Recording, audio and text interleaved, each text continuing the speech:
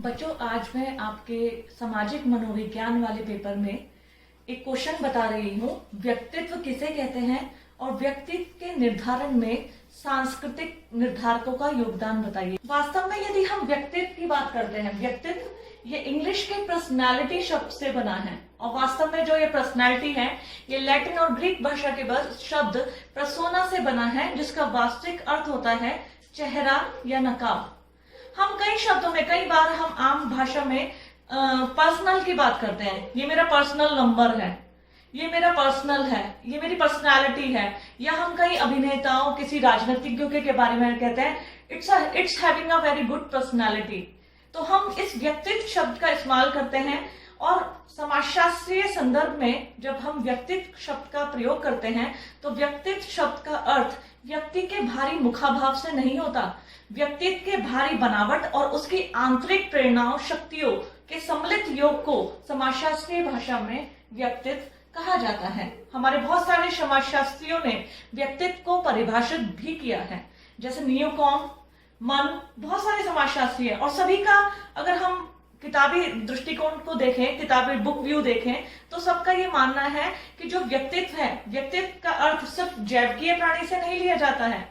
जो पर्सनालिटी है, it is not related to our biological factor, it is related to our social culture factors. यानी व्यक्तित्व जो होता है या व्यक्तित्व को जो तत्व प्रभावित करते हैं वो सामाजिक और सांस्कृतिक कारक दोनों होते हैं। और व्यक्तित्व हमारा जिस चीज से बनता है, हम ये नहीं कहते कि फला व्यक्ति बहुत सुंदर है, फला व्यक्ति बहुत गोरा है या लंबा है, इसे व्यक्तित्व की परिभाषा नहीं कही जाएगी। व्यक्तित्व के बनावट, शारीरिक बनावट के साथ साथ उसका व्यवहार कैसा है, व्यवहार अच्छा है कि बुरा है, तो उसी के आधार पर उसकी पर्सनालिटी डेवलप होती है, व्यक्तित्व का निर्धारण होता है। तो यह है व्यक्तित्व। अब एक क्वेश्चन आता है हमारे एग्जाम में, व्यक्तित्व के निर्धारण में सांस्कृतिक तत्वों की विवेचना कीजिए। अब वो कल्चरल फैक्टर्स बताइए जो हमारे व्यक्तित्व के निर्धारण में अपना महत्वपूर्ण योगदान रखते हैं। तो मेरे बच्चों, वो है हमारा परंपराएं।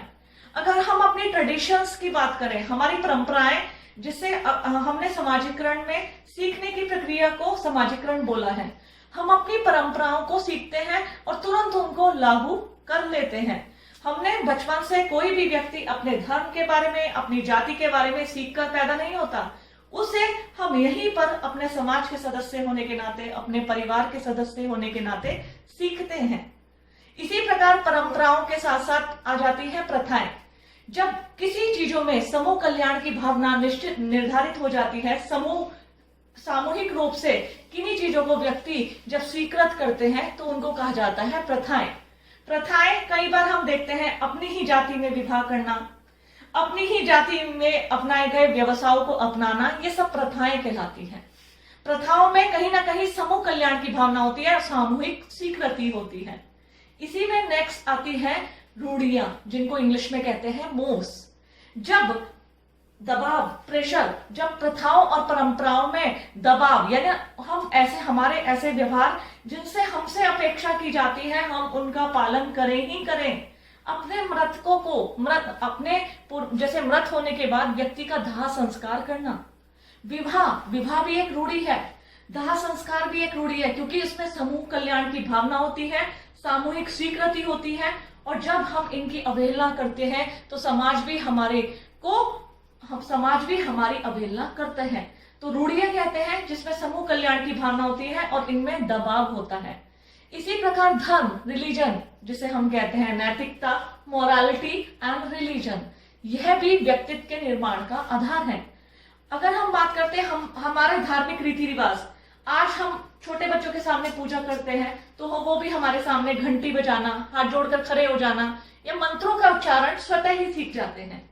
और ये हम लोग उन्हें जानबूझकर नहीं सिखाते, कई बार वो खुद सीखने लग जाते हैं। मुस्लिम में छोटे छोटे बच्चे नमाज अदा करने लगते हैं।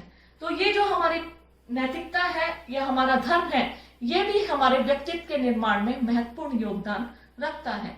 इसी प्रकार अगर हम नेक्स्ट पॉइंट की बात करें, भाषा, language is the main role to, हमारी जो पर्सनालिटी की बात होती है, हमारी पर्सनालिटी के निर्धारण में हमारे हाव भाव, हमारे बोलचाल की भाषा, इंटरेक्शन, ये बहुत महत्वपूर्ण योगदान रखता है। हम कहते हैं फला राजनीतिज्ञ जो है उसकी पर्सनालिटी बहुत धाकड़ है, वो बहुत प्रभावित करता है। ऐसे शब्दों का इस्तेमाल हम क्यों करते हैं? क्योंकि बहुत से व्यक्तियों का व्यक्तित्व या पर्सनालिटी इतनी प्रभावशाली होती है, उनकी भाषा पर पकड़ इतनी ज्यादा ग्रिपिंग इतनी अच्छी होती है कि वो उनका व्यक्तित्व को हमारे सामने उजागर करते हैं और एक उनकी अच्छी इमेज बना देते हैं। तो भाषा भी व्यक्तित्व के निर्माण में अपना महत्वपूर्ण योगदान रखती है। इसी प्रकार बच्चों लास्ट पॉइंट है विज्ञान, साइंस जिसको हम कहते हैं। साइंस किसी चीज को कलात्मक तरीके से संपादित करना, किसी भी चीज को आइडियलिस्टिक तरीके से सिद्धांत के माध्यम से संपादित करना, दैट इज कॉल्ड साइंस। और वास्तव में विज्ञान भी व्यक्तित्व के निर्धारण में महत्वपूर्ण योगदान रखता है। आज हम अपनी सोसाइटी में जितने भी आविष्कार होते देख रहे हैं, चाहे हमारा मोबाइल फोन हो, चाहे हम घर पे बैठ के किसी भी चीज का कंप्यूटर के माध्यम से पूरे विश्व में क्या घटना चक्र चल रहा है, क्या घटित हो रहा है, सब देखते हैं। और ये किसके माध्यम से संभव हो चुका है? ये संभव हुआ है हमारी साइंस के माध्यम से। हमारे विज्ञान ने आज इतनी तरक्की कर ली है कि हमारे विज्ञान के माध्यम से हमारा व्यक्तित्व भी काफी बदला है। तो बच्चों, ये व्यक्तित्व, फिर से अगेन मैं रिपीट कर रही हूँ, व्यक्तित्व कहते हैं इंग्लिश में पर्सनालिटी को। व्यक्तित्व का अर्थ, सिर्फ दोबारा रिपीट कर रही हूँ, सिर्फ किसी के जैव की बनावट, जैव के आधार से नहीं होता, बल्कि उसके जैव की बनावट के साथ साथ आंतरिक प्रेरणाओं, आंतरिक व्यवहार के तरीकों, आंतरिक हाव भाव, इसके माध्यम को भी पर्सनैलिटी के सम्मिलित किया जाता है। और वास्तव में यही इसका अर्थ है।